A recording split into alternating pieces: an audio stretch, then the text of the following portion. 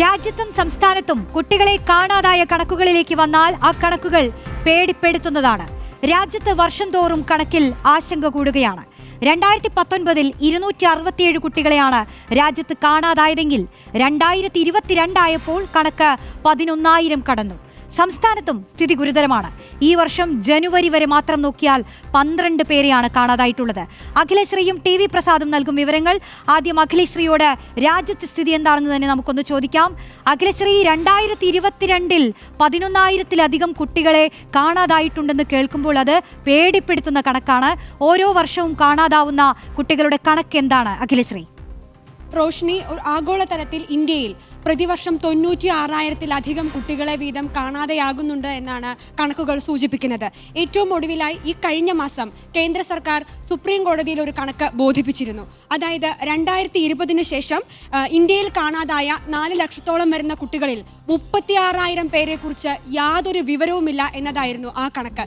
ഇതിൽ ഏറ്റവും അധികം കുട്ടികളെ കാണാതെ ആയിരിക്കുന്നത് മധ്യപ്രദേശിൽ നിന്നാണെന്നും കേന്ദ്ര സർക്കാർ സുപ്രീം കോടതിയിൽ നൽകിയ കണക്കുകൾ സൂചിപ്പിക്കുന്നു. ആ കണക്ക് കൃത്യമായി പറയുകയാണെങ്കിൽ മധ്യപ്രദേശിൽ നിന്ന് ഈ കഴിഞ്ഞ 5 വർഷത്തിനുള്ളിൽ 58,000-ലധികം കുട്ടികളെയാണ് കാണാതെയായത്.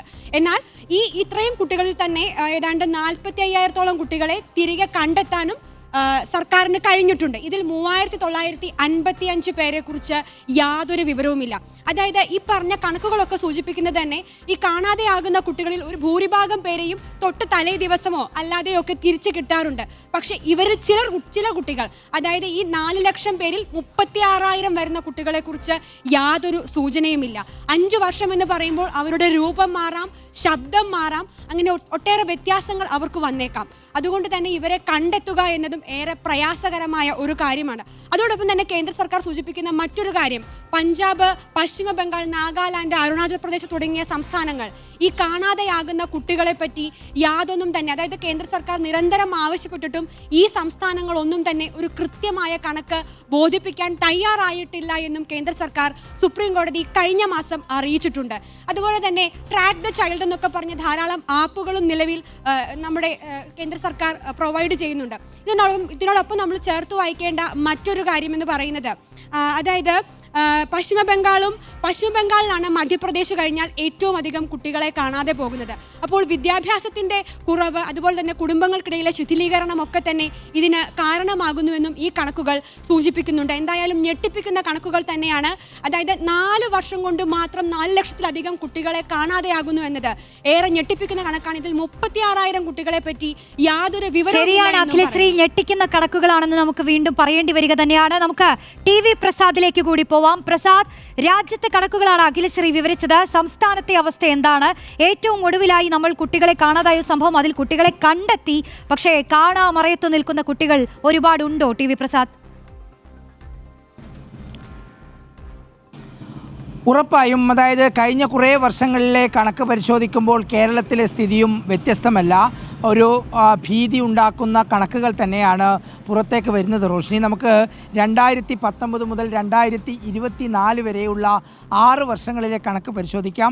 കോവിഡിൻ്റെ തൊട്ട് മുമ്പ്, അതായത് 2019 260 കുട്ടികൾ, അതിന് പിന്നാലെ 2020 ആ സമയം കോവിഡിൻ്റെ സമയമാണ്, നമുക്കറിയാം, 19-20 ആ വർഷം 195 പേരെ മാത്രമാണ് കാണാതായത്. ഭൂരിപക്ഷം ആളുകളും വീട്ടിൽ തന്നെ അടച്ചിരുന്നത് കൊണ്ടാകാം ഒരുപക്ഷെ ആ ഒരു വർഷം അത്രയേറെ കുറവ് വന്നത്. 2020 ആകുമ്പോഴേക്ക് 21 ആകുമ്പോഴേക്ക് ആ 195 എന്നുള്ളത് 2019 ഏതാണ്ട് സമാനമായി 257 എന്നതാണ്. മാത്രമല്ല 2022 279 കുഞ്ഞുങ്ങളെ കാണാതായി. പക്ഷേ അവിടെ നിന്ന് ഇങ്ങോട്ടേക്ക് ആശ്വാസം പകരുന്ന വാർത്തയാണ്, 2023 191 കുഞ്ഞുങ്ങളെയാണ് കാണാതാവുന്നത്. 2024 ആകുമ്പോഴേക്ക് വീണ്ടും കുറയുകയാണ്, 112 കുഞ്ഞുങ്ങളെ കാണാതാകുന്നു. 2025 ജനുവരി വരെയുള്ള കണക്ക് നോക്കുമ്പോൾ 12 കുട്ടികളെയാണ് കാണാതാകുന്നത് എന്നുള്ളതാണ്.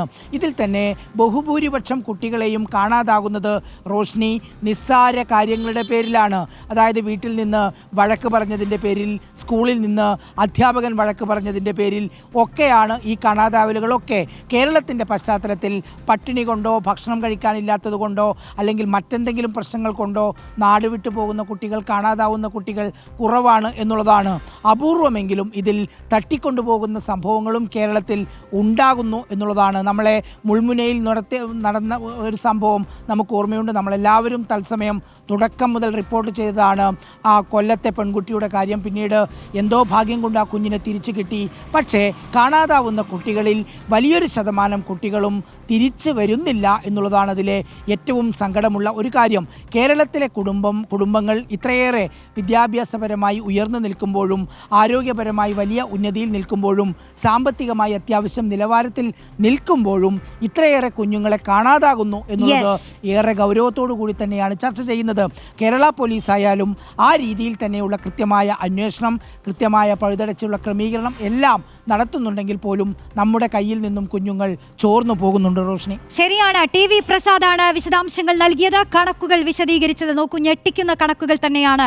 പേടിപ്പെടേണ്ട സാഹചര്യം തന്നെയാണ്. ഈ കാണാതാവുന്ന കുട്ടികൾ എന്ന് പറയുമ്പോൾ അതിൽ തട്ടിക്കൊണ്ടുപോകുന്ന സംഭവങ്ങളുണ്ട്, സ്വയം തീരുമാനത്തിൽ ഇറങ്ങിപ്പോകുന്ന കുട്ടികളുണ്ട്. അങ്ങനെ പല കാരണങ്ങൾ കൊണ്ട് വീടുകൾക്ക്, കുടുംബങ്ങൾക്ക് നഷ്ടപ്പെട്ടു പോയ കുട്ടികളുടെ രാജ്യത്തെ കണക്കുകളാണ് അഖിലശ്രീ വിവരിച്ചത്. സംസ്ഥാനത്തെ കണക്കുകളാണ് TV പ്രസാദ് വിശദീകരിച്ചത്.